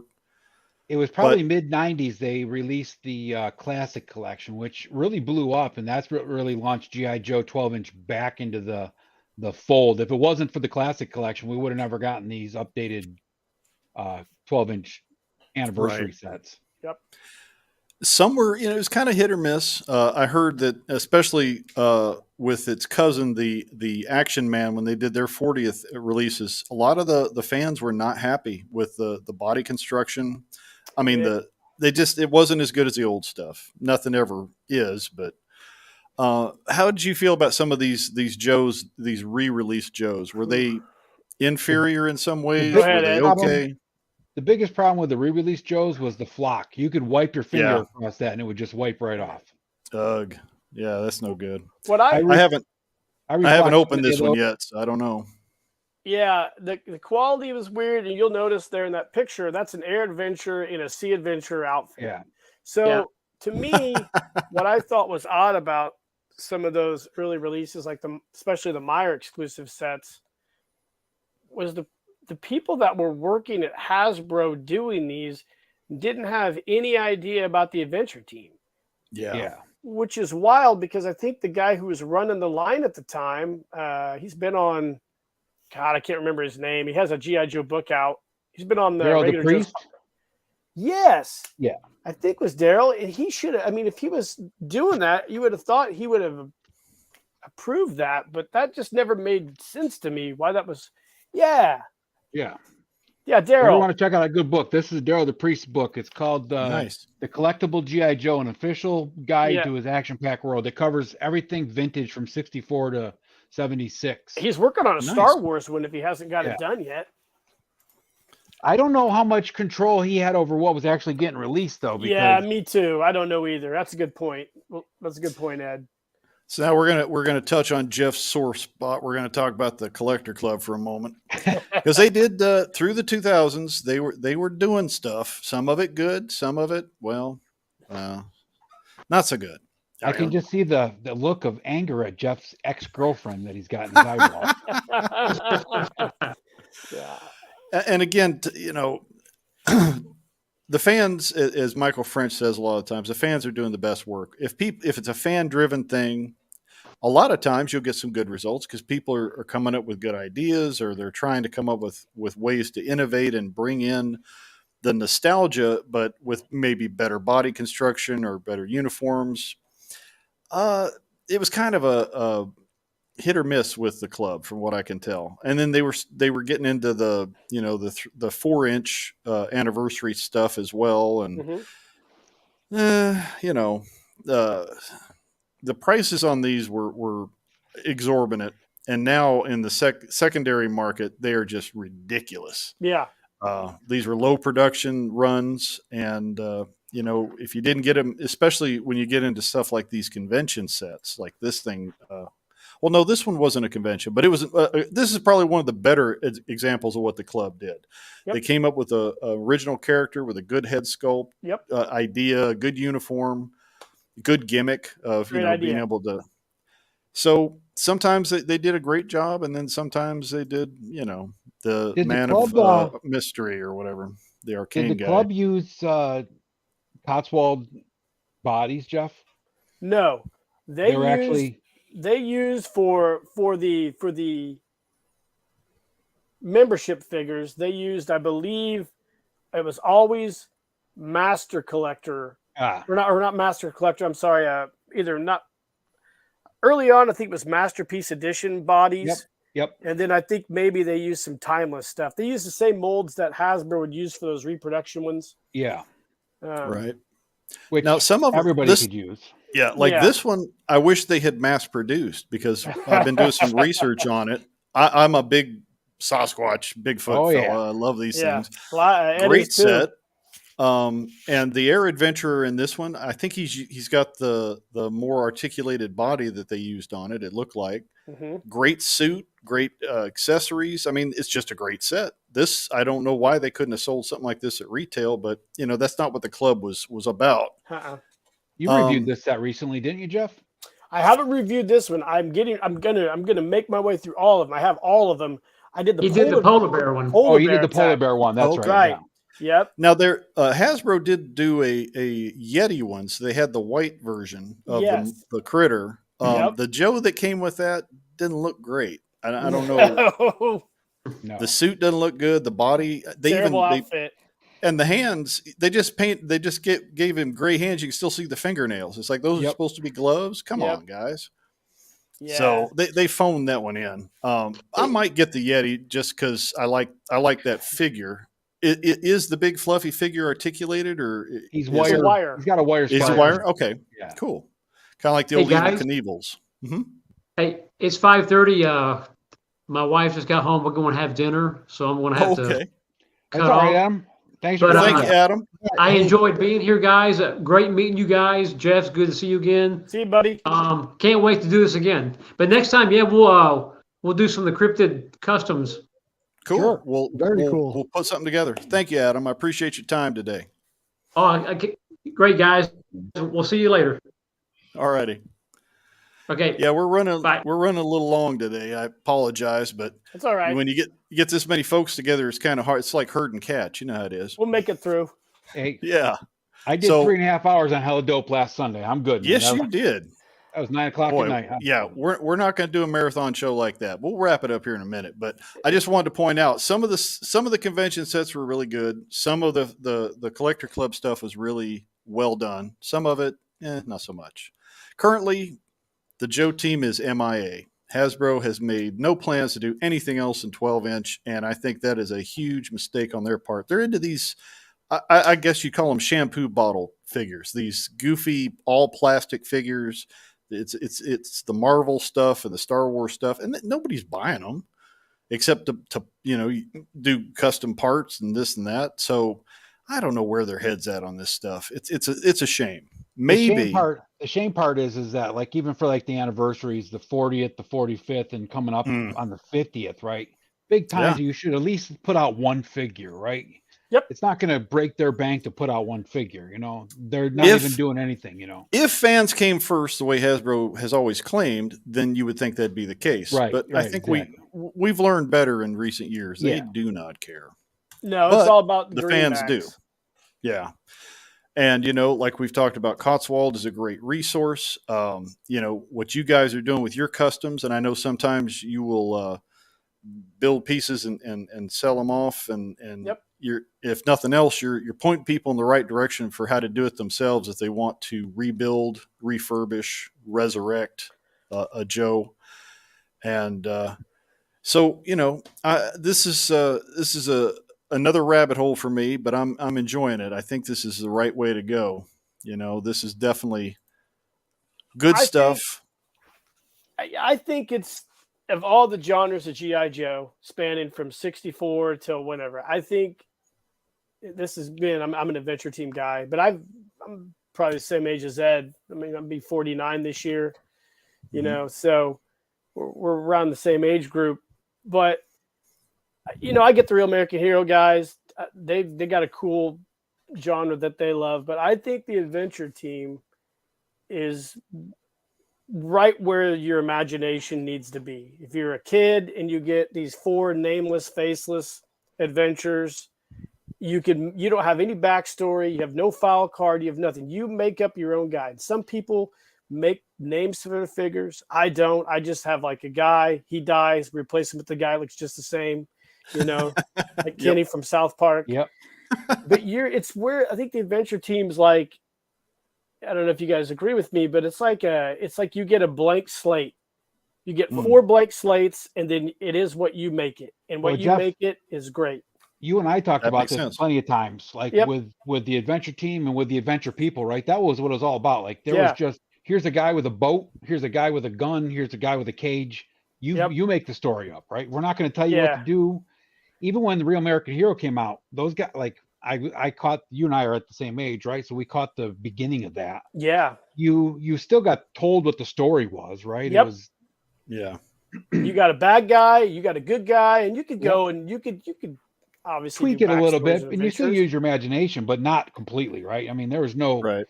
And with the Joes, they didn't always need an opposition. You had man versus nature, you had man versus critters. So there was adventure built in. You just had to get out there and play. And that's the coolest thing about the adventure team, right? You had one cryptid set, I believe. You had the search for the Yeti, the abominable snowman.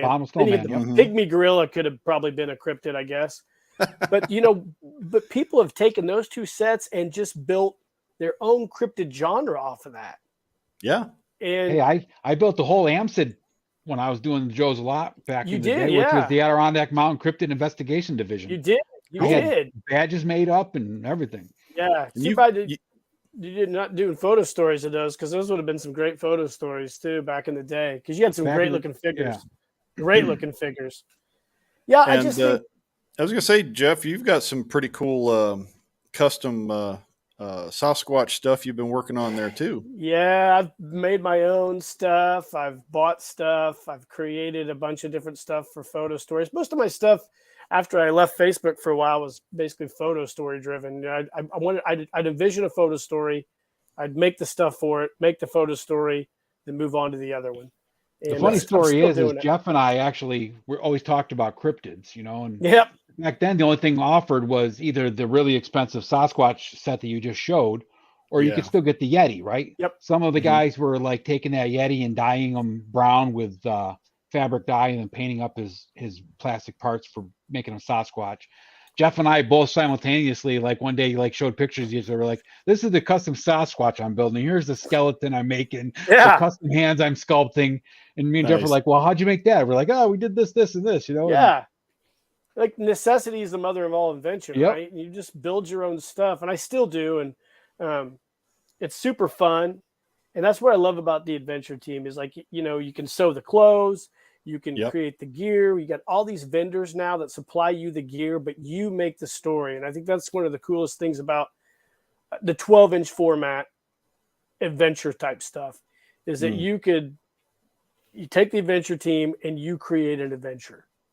And that's just, to me, that's what that whole line was all about. And I know, and I think all the other lines are great, but I just think that line is the flagship line. And I think for it to come back, it's going to take, I think, somebody like Super 7. So Super 7's doing the cartoon Real American Hero, which are cool. Right? They're cool. Yeah, they're cool looking. I have the Duke. I got a review coming on them. It's cool, but I think it's going to take Super 7 convincing Hasbro. Can we have the license for the adventure team, and then them or some other company do those figures? Because Hasbro, for some reason, won't let anybody touch the adventure team license. They just won't. And it makes sense in my head canon, at least. It's like, if you want to take the Joe and do the classified thing and make it more edgy or stick with that kind of stuff, fine. Then do the adventure team as more of a kid line. You could do that. I mean, they could. It's certainly, like with the adventure people from Fisher Price, you could market it that way and it would totally work. I don't know what they're thinking. I love watching Jeff Shorts of Ollie jumping on there with the zip cording, zip line stuff. Yeah, he loves the adventure team. Yeah. So, like you guys with the 1/12 scale, I do customs. I kit bash. I look for different parts, and I've really been enjoying that. That's one of the reasons I really got into Valaverse, is because the bodies that Bobby made, you can pop them apart. You can create your own custom guys and write your own stories. And I've been doing that, making a mercenary group. But when you're dealing with molded plastic uniforms and bits and pieces you can find, you are limited. Whereas with the 12-inch, sky's the limit, man. If you can't find it, or if you can't sew it, then there's where there's a will, there's a way. So I'm looking forward to seeing where that goes. Yeah, the cool thing about that is, like with the 1/12 line, is you can almost do 1/6 versions of your 1/12 guys. And so if you're doing a photo story and you need like a far off shot, you can use that 1/12 guy. I do that a lot with like smaller miniature stuff, and sadly these days when I look at Hasbro stuff, I'm looking at it going, okay, I can use that head, I can use those parts. I'm not looking at it as a figure to buy and enjoy. I'm looking at it as a bunch of parts in a box that I can wait for it to go on clearance so I can make a real figure that I like. I don't know what they're doing. I just don't know, and I don't think they know. But especially with the adventure team, like, you could easily bring it back now, because with all this UFO crap going around, and then all these, you've got all these, like Graham Hancock's show on Netflix about, lost history, and then you got your Indiana Jones movie coming out, like right. And and with history's flooded with ancient aliens and all these things, right? And as you guys have touched on, whether you want to make a cryptic team or if you wanted to create a Tomb Raider type adventure, you could go that route. I mean, anything's possible. Yeah, and with the growing anti-war sentiment again surrounding everything, and man, it's prime time to launch. But to launch something like that, you'd have to have creative people, and I don't know. I think they fired them all. Well, Hasbro was stuck in trying to sell nostalgia, and that's all they know, and they can't figure out what nostalgia to sell. And I wanted to love the classified line when I heard about it. I wanted to love it, and I got the first batch, and they looked like Fortnite figures with god awful fancy bright colors and guns that were all warped. I think they hired the team from Jazzy Wares. I know they partnered with Jazzy Wares, and I think those guys originally probably helped with that first design, right? And that didn't go over well. They've tried to course correct, but they're all over the place. They're not doing any particular team. They're doing figures from all different years of the Real American Hero line. They don't really go together. No, it's like, I don't know what they're doing. So, but with Valaverse, you've got a cohesive story, you've got comic books, you've got a novel out. So I'm like, that's the way I gravitated. But it is limited in the sense of, if you want to create your own characters, the 12-inch adventure team is a way to go. Yeah, I mean, it's just like, they're two different toy lines that have equal awesome value. And Bobby's done is just, it's like a throwback to the 80s, right? Yeah. You've got all this stuff to support it. He was, I always thought it was funny how he signed Sergeant Slaughter, and then Hasbro had to go ahead. And I almost feel like, I know what you guys feel. Do you kind of feel sometimes that they're kind of watching in the shadows to see what Bobby's going to do, and then they're kind of like being reactive to it? they've done some pretty blatant things. Like there was no weapons muzzle flare, there was no ports to put anything, and then all of a sudden they saw Valivers do it, and then a minute later, oh look, we're doing that. Oh well, great. Now everybody can do it. That's cool. Sure, Bobby Bobby had the knows Steel all those Brigade, guys. and then what they come out with now since they lost Steel Brigade? They call them Steel Iron Pants or something silly. Yeah, I don't know. Steel What they call Core. I think it's Steel Right. Core or something like that. They look like football players. It's a terrible design, but whatever. We talked about this a couple weeks ago on the Paul Knapp live stream. I was saying that, like, I think the biggest problem right now is all these, like you said, Hasbro fired all the good people. They let them all go, give them severance packages and non-disclosures, and threw them all away. Brought in all these young kids, right?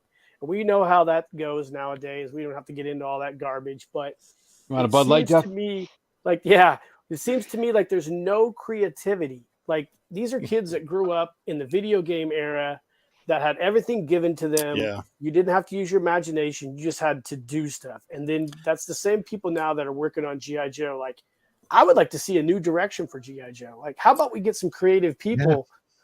But you're right. I think they're selling nostalgia. I mean, they don't worry about creativity though. See, they're not looking for the future. They're just looking at the dollar right now. Yeah, and that's all they're ever going to get, right? They don't care about advancing the brand. It's done poorly. So like they'll make something, but it's always just not quite right. You ever notice that? Like they'll rehash something and they bring it out. Even with the G.I. Joe re-releases, they didn't quite get it right, and they do that a lot. Where the diehard fans are going to notice that slight difference that kind of is off-putting to them. And then new people, they don't. Yeah, and it's like it's nostalgia. So they're like, this doesn't mean anything to me. It's like there's a way to do nostalgia right. Like when Bobby brought Sarge into the line, he created a version of him that is a modern version. It's like he's an older, grizzled veteran. He's not the wrestler. He's a different character. It's familiar. But new. It's familiar, but new. Yes. Modern weaponry, modern tech, stories, a few years in the future, but yet he'll do nods like he did the Desert Rat figure with Tony from Analog Toys. And he put it in the packaging colors like the old Palatoy. Beautiful. And it was enough nostalgia that it was like, that's awesome. But it's a new modern figure and a new character. Yeah, so that's probably design. A lot of the kids doing design nowadays, though, have no attachment to like characters, right? Like we grew up attached to characters. I mean, like, Bruce Banner, that was, the Hulk, right? We grew up with him, seeing him every week on TV, right? Yeah. Dukes of Hazzard, they were characters, right? They weren't just, and there was depth. Right. Depth that translated right over to our figures, right? Our figures were, whether we named them or not named or whatever, there was a personality to that air adventurer. Even if we had 7 of them, there was that one air adventurer with a scratch on his face and a missing part of his chin hair was, the man, right? But seeing that, and as a kid, whether you listen to those, whether you listen to the Peter Pan records or, you made up your own headcanon or just the adventures you took your Joe on because he went with you everywhere, and like you say, he got a scar or he got a little bit of his flock knocked off. You remember that adventure you went through with him. It's personalized. Nowadays, everything's very generic. Valivers does what they do very well. They've created a whole lore, which we have been exploring, and it enriches the experience. And as an adult, my play has changed. I'm more into toy photography. How can I put these into scenarios and do stuff like that? And again, 1/12 scale, there's a lot of good stuff you can do, but 1/6 scale, you can get much better shots. They look better outdoors. So, I mean, they're apples and oranges. They're two different things, but they both have value, and they're both going to be welcome additions to my collection going forward. Yeah, I can't wait to see what you do with it because, like I said, everybody's got their own flavor when they get into doing this type of stuff. Like you get into Adventure Team, everybody comes up with their own unique look. I mean, like Adam, him and I are similar, but a lot different. And that's the cool thing about your own unique touches on it. He was inspired by you, and then put his own unique touches on it, which are both awesome. Like I was looking at both of them, and I'm like, there is no one choice. They're both great. No, they're great. Like, most of the guys that we did stuff with in the past, Jeff and I, they were all like, I want this air adventure back to, as close to original as possible. Yeah. Right? I don't own anything that's original. Like my helicopter is customized, my ATV was customized. All my figures are not, but it's yours. I have the 4 main figures in storage, and the rest of them are just mine, right? Right. Just so for me, put your own touch on it. So it's, yeah. My philosophy is, I've picked a shelf. That's going to be the display shelf for my adventure team. So I know the scale and size I have to work with. I'm going to buy the best pieces I can possibly afford that fit the team I want to build. I'm not going to go completely vintage because some of that, it's fragile and it needs some TLC. And I'm not a purist. For me, it's the nostalgia of the idea of it.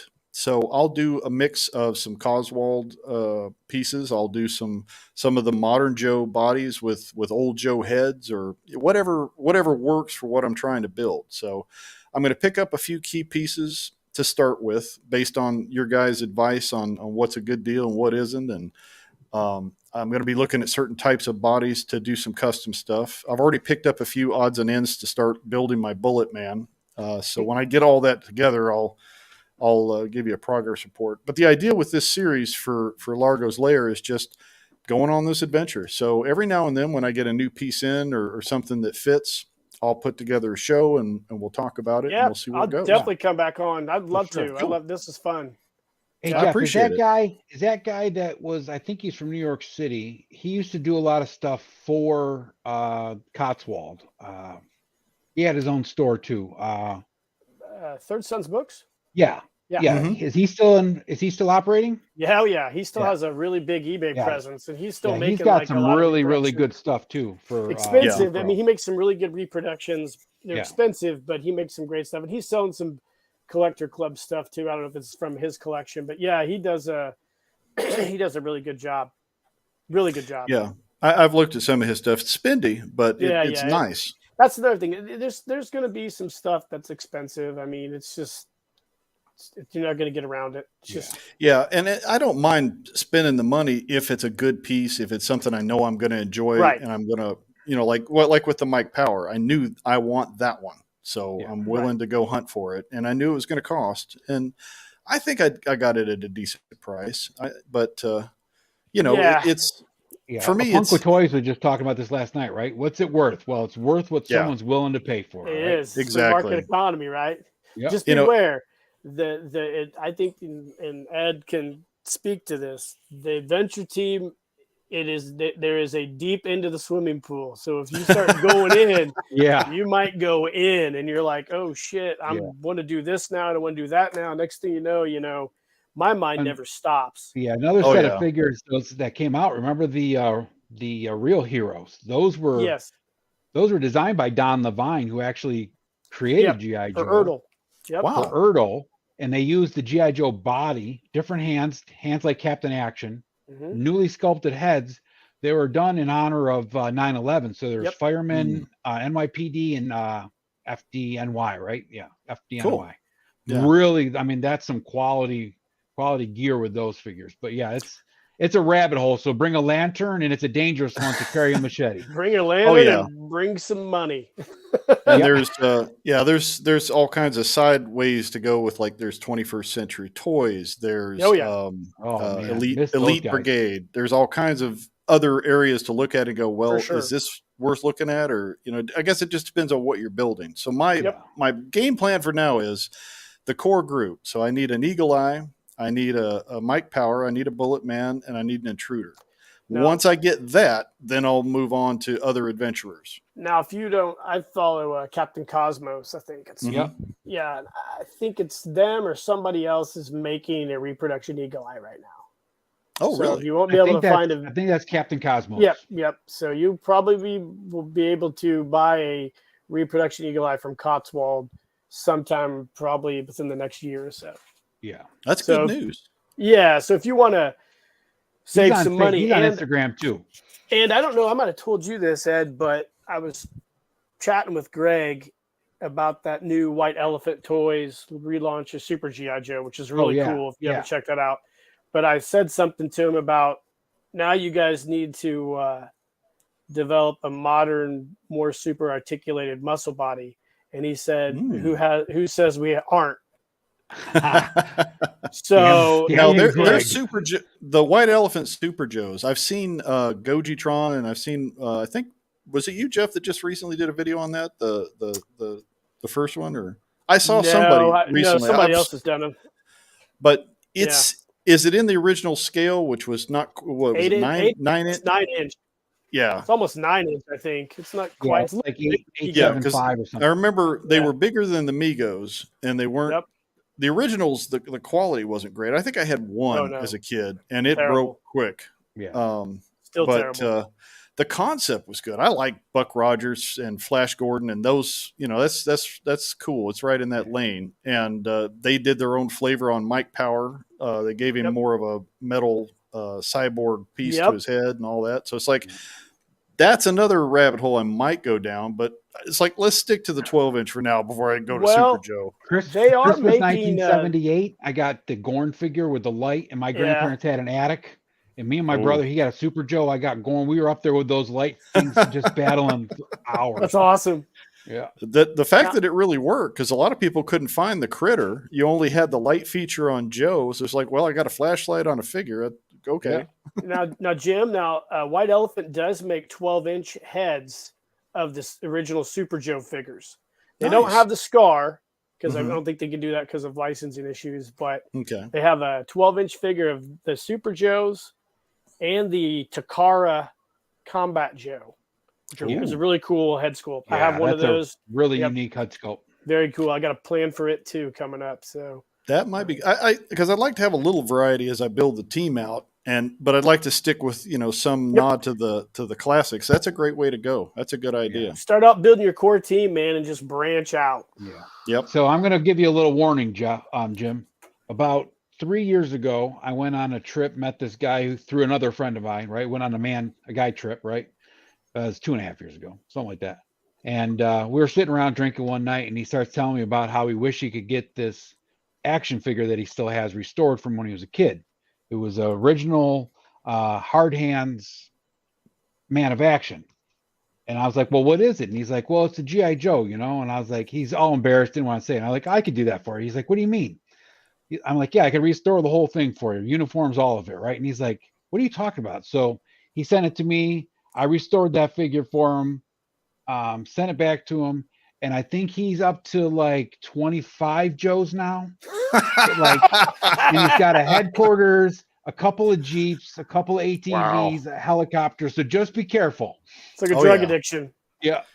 Oh, just doing the research for this show, I was already looking through stuff and going, if I don't stick to my plan, I could totally just. He had a plan too. I'm just going to get the original team, and then didn't work out that well. I've got Wilhelm to keep me honest still, because he knows if I blow all my budget on this, I won't have any money for Valicon, and there's some new Valaverse stuff coming. So I'm ashamed some days when I look at all the stuff I've accumulated over the last 30 years. That's just I'm like, I forgot. But as long as you're I'll send you my poem of Ode to the Land Adventure. I don't know if Jeff remembers that. Yep, I do. For Facebook. Yep. It's called Ode to the Land Adventure. I'll have to send it over to you. Yep. Yeah, please do. Did I send you? I think I sent you a. Did I send you a sketch? Did I send you a Land Adventure sketch? Maybe.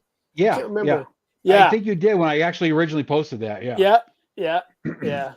Well, fellas, we're almost at the 2-hour mark, which is way over for our show, but it's been a lot of fun. Yeah, what I'll probably do is maybe I'll just have one or two of you on at a time, and we'll focus on a particular topic that's in this genre. Yeah. If you're game for that, always and hit me up. We'll see what develops. So Jim, real quick, these are 2 books you should check out. This one is called G.I. Joe, The Complete Story of America's Favorite Man of Action. It was written by John Mitchell and prefaced by Don Levine, who is actually the creator of G.I. Joe. They're not really expensive. You can find them on eBay and stuff. It goes through the whole history of how the original concept came, goods history. And then that one we showed earlier by Daryl DePriest, which is the collectible G.I. Joe official guide to his action-packed world, which is another good, solid Joe history book. Those are 2 that I would recommend. If you want to just get some history, if you like books, they're great to have. I do. Yeah, that's a great resource. I appreciate that. All right, guys. And anybody else in the chat that's watching. Oh yeah, the old folks home. We'll get with the chat on other episodes and get some feedback on where they'd like to see this go. So right on, man. Yeah, we'll figure it out. But again, Perfect. thank you, gentlemen, for your time tonight. Will, thanks for co-hosting and keeping everything going. Will, thanks for being quiet. Yes, you didn't have much to say, but I know nothing about these, so I'm just happy to learn. And all right, hanging out with you. We'll I'm be looking back. at your giant robots in the back there. That's what I'm looking at. Yeah. Hey guys, thanks for having me on. I really appreciate it. Yeah. Thanks. See you, Ed. See you, Jeff. Appreciate it. Bye, guys. You guys. Yep. Everybody have a good one. I'll sign us out here, and we'll see you in the very near future. Our show will be back Thursday, May the 4th, and we'll be hanging out with Grindhead Jim and talking Star Wars memes and other goofy stuff. So we'll see you then. Bye, have guys. a good one. Good night. See ya.